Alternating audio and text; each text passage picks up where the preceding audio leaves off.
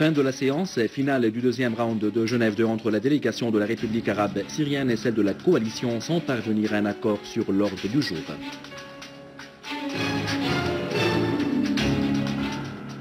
Marche imposante dans le quartier d'Amassane de Charour en signe de soutien aux constantes nationales et à l'armée arabe syrienne. Des unités de l'armée arabe syrienne pourchassent les terroristes où ils se trouvent et reprennent le contrôle de plusieurs régions.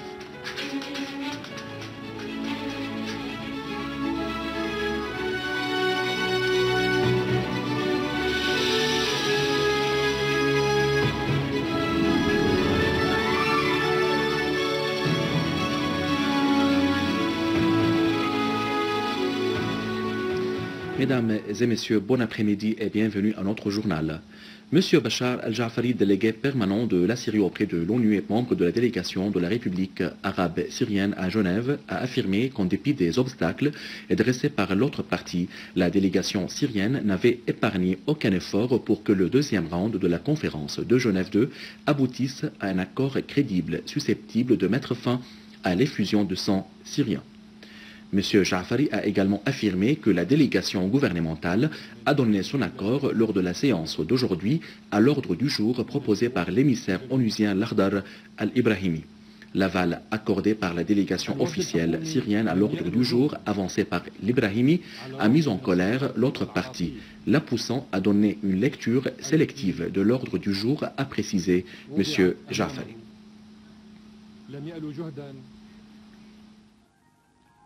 Un médiateur est supposé être neutre, impartial. Il est supposé ne pas exercer aucune pression sur cette partie ou l'autre partie. Donc, les deux à la fois.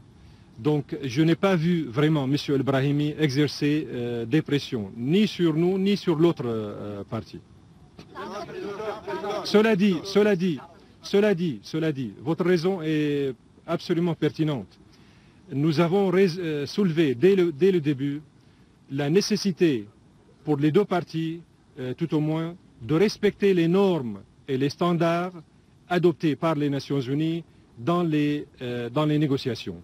Parce que nous avons remarqué dès le début que l'autre partie manque énormément de l'expérience diplomatique en matière de négociation. La séance conjointe du deuxième round de Genève 2 entre les deux délégations de la République arabe syrienne et de la coalition en présence de l'envoyé onusien pour la Syrie Lakhdar al-Ibrahimi a été clôturée aujourd'hui sans accord sur le projet de l'ordre du jour en dépit de son approbation par la délégation de la République arabe syrienne. La délégation de la Syrie avait indiqué son insistance sur la discussion de chaque article de la déclaration de Genève 1 jusqu'à la conclusion d'un accord sur l'ordre du jour. Tout consensus sur tel ou tel article se reflèterait positivement sur les autres, a fait noter la délégation.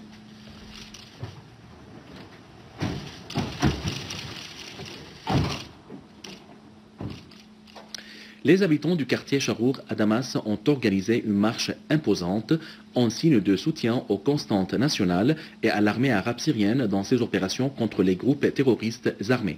Les participants ont montré leur attachement à l'unité de la Syrie, peuple et terre, face aux ingérences étrangères. Ils ont également affirmé leur appui à la délégation de la République arabe syrienne à Genève 2. Un festival populaire et officiel imposant a été organisé au Golan occupé contre les décisions prises par les autorités de l'occupation israélienne d'annexer le Golan occupé et d'appliquer la loi israélienne sur ses habitants arabes syriens. Les participants ont affirmé leur attachement à la terre des ancêtres et la lutte contre l'occupant israélien jusqu'à la libération de chaque pouce du Golan occupé. Les participants au festival ont affirmé que le Golan est une terre arabe syrienne et que ses habitants sont déterminés à défier toutes les pratiques de l'occupant israélien visant à judaïser le Golan. Le gouverneur de Konaitra, Ma'an Salah ad-Din Ali, a déclaré que la grève nationale observée au Golan occupé, qui a duré plus de 6 mois, a été le noyau de la lutte et de la fermeté contre l'occupation sioniste. Pour sa part, le chef du parti de l'unification libanais Waham Wahab a salué la résistance des Golanais qui n'ont pas renoncé à leur identité arabe syrienne malgré le passage de plus de 45 ans d'occupation israélienne.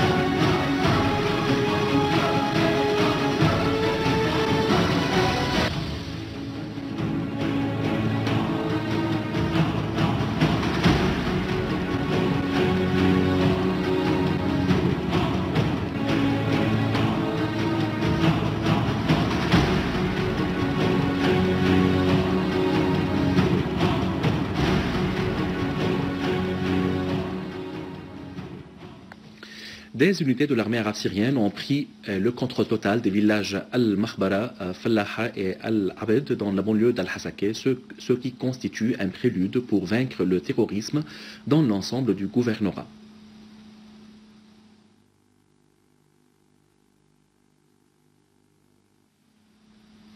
Dans la banlieue de Daraa, des unités de l'armée arabe syrienne ont liquidé des terroristes du soi-disant brigade Liwa al-Mu'tasim dans la localité d'Atman. Parmi les terroristes tués, Mohamed Saleh Aoued, chef d'un groupe terroriste, et le franc-tireur Maziad al-Masri.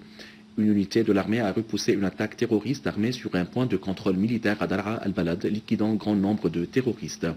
Des dizaines de terroristes ont été éliminés dans plusieurs villages, en plus de la destruction des véhicules des groupes terroristes équipés de mitrailleuses lourdes.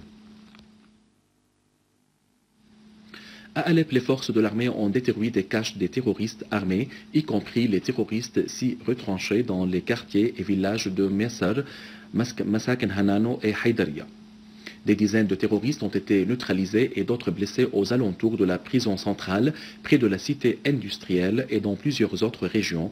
Dans la banlieue ouest de la ville, des véhicules de terroristes chargés de munitions ont été détruits et les terroristes à bord ont été tous liquidés. Le ministère de la Santé a remis à l'hôpital de la foi chirurgicale de Damas 5 nouveaux appareils de dialyse afin de soulager la pression sur cet hôpital. Notons que cet hôpital fournit des services gratuits pour les patients dans des circonstances difficiles et en particulier après la hausse du nombre des malades d'1 000 à 3 000 par mois. Le ministre de la Santé Saad Naïf a livré les 5 nouveaux appareils et s'est mis au courant des services fournis aux patients.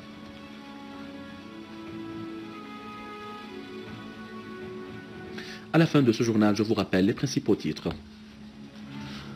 Fin de la séance finale du deuxième round de Genève 2 entre la délégation de la République arabe syrienne et celle de la coalition sans parvenir à un accord sur l'ordre du jour.